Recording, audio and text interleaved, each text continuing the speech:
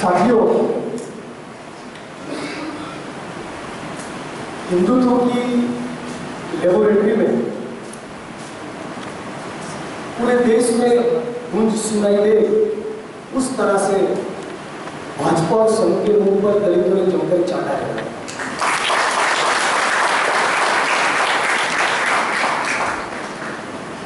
साथियों, जिस तरह से मुझे मीडिया में पिछले कुछ दिनों से प्रोफाइल किया जा रहा है, आप भी कोई गलतफहमी मत रहेगा, मैं भी नहीं हूं। ये कोई एक जिग्नेश का आंदोलन न कल था, न है, न होना चाहिए। पूरे गुजरात के हर एक जिले में, हर एक तहसील में, हर एक गांव में बहुत से लड़ने वाले भीमसेनियों की फौज खड़ी हुई है, बहुत से संघर्ष के साथी हैं। तो थोड़ा बहुत जो भी आंदोलन की शेप ले रहा है वो आज उनके कंधों में रख रहा है। हमारा प्रयास सिर्फ इतना है कि पिछले 7-8 साल से मैं गुजरात के दलित आंदोलन के साथ सरोकार रख रहा हूँ।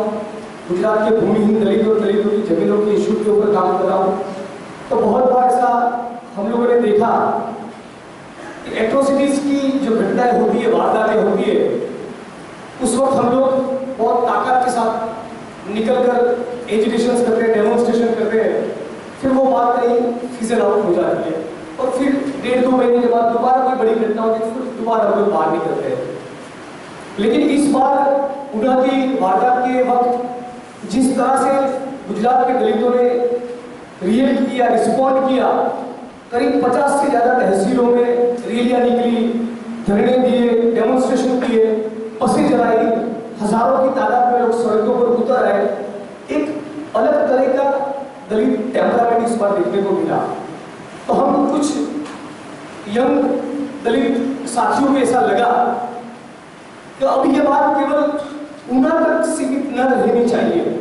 थानगढ़ की जो घटना हुई थी पिछले 3-4 साल पहले, सितंबर 2012 में गुजरात के सुरेंद्रनगर डिस्ट्रिक्ट के थानगढ़ में 16, 17 और 21 साल के 3 बेगुनाह दलित लड़कों को गुजरात की पुलिस ने फायरिंग में, जैसे वो टेररिस्ट हो, AK-47 की गोलियों से उनको मार डाला था। उसके बाद करीब 1 लाख से ज्यादा दलित वहां पर इकट्ठा हुए। लेकिन 4 साल के बाद आज परिस्थिति ये है कि 3 लड़कों को मारने के मामले में जो 3 FIR हुई थी, उसमें से 2 केस में पुलिस चार्जशीट भी करने को तैयार थी। एक आरोपी पुलिस कांस्टेबल है, वो 4 साल के बाद भी पकड़ा नहीं जा रहा है और एक भी मामले की ट्रायल शुरू नहीं हुई। तो 1 लाख दलितों का वहां इमीडिएटली वहां पे बाहर निकलना, और आज 4 साल के बाद परिस्थिति ये है कि जस्टिस का कोई ठिकाना नहीं। तो उना की घटना के बाद जिस तरह से दलितों का मिजाज दिख रहा था, तो हम लोगों को लगा कि अब ये बात को केवल उना के तक सीमित न रहकर सामाजिक न्याय के साथ साथ दलितों के रोटी, कपड़ा और मकान के सवाल को भी इसके साथ जोड़ना चाहिए।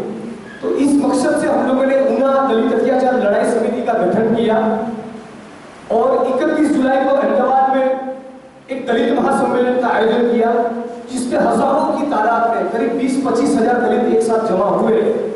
और गुजरात के दलित आंदोलन के इतिहास में पहली बार 20,000 से ज्यादा दलितों ने डॉक्टर अंबेडकर के नाम से शपथ लिए कि आज के बाद जीवन में कभी मृत पशुओं के निकाल का काम करेंगे नहीं। तो डॉक्टर अंबेडकर के बाद पूरे देश का और गुजरात का जो दलित मूवमेंट का इतिहास हम देखें तो इस तरह का एक मिलिटेंट एटीट्यूड का डिस्प्ले, जाति व्यवस्था ने हमारे ऊपर जो मेले गंदे काम थोपे हैं उसको डिस्कार्ड करने का इतना एक मिलिटेंट डिस्प्ले पहले कभी दिखा नहीं गया था। तो मैं खुद भूमि के आंदोलन के साथ जुड़ा हुआ हूँ, दलितों की जमीन के मामले के ऊपर पिछले 7-8 साल से काम कर रहा हूँ। तो हम लोगों ने एक नारा भी दिया जो पूरी पदयात्रा के दौरान 31 जुलाई के दलित महासम्मेलन में हम लोगों ने घोषणा की कि इस संघर्ष को आगे बढ़ाने के लिए और गुजरात के कोने कोने में सामाजिक न्याय और आर्थिक आंदोलन दोनों को जोड़कर एक नए तरह का दलित आंदोलन खड़ा करने के लिए हम लोगों ने एक नारा भी दिया पदयात्रा के दौरान, जो बहुत ही क्लिक हुआ और पूरे देश में हमारी उम्मीद है कि वो नारा फैले, हर एक गांव की दीवारों पे ये नारा लिखा जाए। और वो नारा ये था कि गाय की तुम आप रखो, हमें हमारी जमीन दो। तो हम लोगों का आशय, मकसद, सबसे बड़ा मकसद आज ये है कि सामाजिक न्याय के साथ साथ गुजरात के दलित जमीन के मामले के ऊपर काम करने की दिशा में आगे बढ़े। तो सबसे पॉजिटिव बात इस आंदोलन में से उभर कर यही आ रही है कि बहुत से लंबे अरसे से हम लोग देख रहे हैं कि यहाँ हमको पीटा, यहाँ हमको ठोका, मरुवाद मुर्दाबाद, ब्राह्मणवाद मुर्दाबाद। तो एट्रोसिटीज की वारदातें और ब्राह्मणवाद मुर्दाबाद के रेटोरिक में दलित मूवमेंट जो चौकअप हो गई थी, उसमें से कहीं गुजरात में से खुली सांस दलित मूवमेंट को मिल रही, इस तरह का एक नया स्वरूप नजर आ रहा है। वो सबसे बड़ी पॉजिटिव और सिग्निफिकेंट बात है। दूसरी बात यह है कि जिस तरह की राजनीति गुजरात में चली, हम सभी यहाँ ज्यादातर प्रगतिशील आंदोलन के साथ सरोकार रखने वाले लोगों को हम जानते हैं। तो पदयात्रा के दौरान मुस्लिम समुदाय की ओर से जबरदस्त हम लोगों को रिसेप्शन मिला और ये भी नारा बहुत हिट हुआ कि दलित मुस्लिम एकता जिंदाबाद, गुजरात मॉडल मुर्दाबाद। और हमने भी कॉन्शियसली सरकार के सामने 31 जुलाई के दलित महासम्मेलन में जो 10 डिमांड्स रखी थी, उसमें हम लोगों ने एक डिमांड ये भी रखा है। हमारी 10वीं डिमांड ये है कि दलितों के संघर्ष के साथ ही ऐसे आदिवासी समुदाय की फॉरेस्ट राइट्स एक्ट के तहत 1,20,000 से ज्यादा एप्लीकेशन से जो गुजरात में पेंडिंग है, उसका भी आपको निकाल करना होगा। वो जब होगा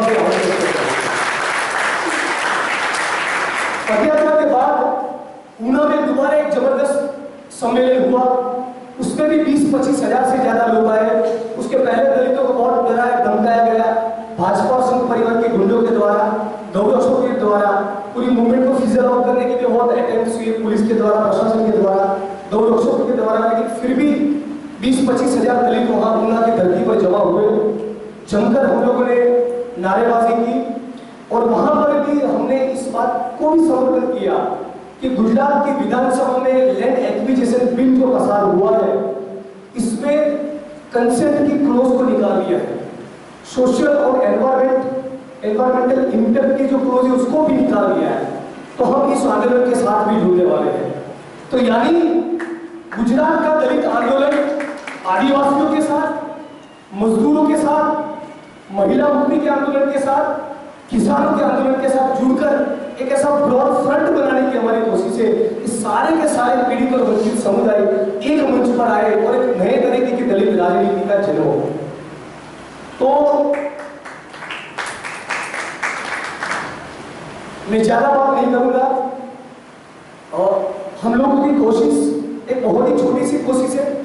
गलतियां भी हम लोग बहुत करेंगे, की भी है, लेकिन हम लोगों का अटेम्प्ट एक यही है कि सामाजिक न्याय के साथ साथ भूमि का सवाल, दूसरे रोटी कपड़ा और मकान के सवालों के साथ साथ भूमि का सवाल जो लैंड का इशू है, वो पूरे गुजरात के दलित आंदोलन का एक कोर एजेंडा बन के बाहर निकले और गुजरात के दलित न केवल अम्बेडकर फोर्सेस के साथ, लेकिन दूसरी सारी प्रगतिशील वामपंथी शक्तियों के साथ भी जुड़े और सारे पीड़ित शोषित वंचित समुदाय का एक ब्रॉड फ्रंट बने और इस नारे को कि गाय की तुम आप रखो, हमें हमारी जमीन दो, इस नारे को गुजरात के बाहर भी पूरे देश में ले जाया जाए। तब जाकर हमें लग रहा है कि ग्लोबलाइजेशन की डिजाइन के सामने, हिंदुत्व के एजेंडा के सामने लोक संघर्ष की एक सच्ची राजनीति हम लोगों के बीच में रख पाएंगे। इसी बात के साथ मैं इतना ही बोलूंगा। आनंद जी को भी सुनना है और आपके भी कुछ सवाल है तो सवाल लेंगे। धन्यवाद।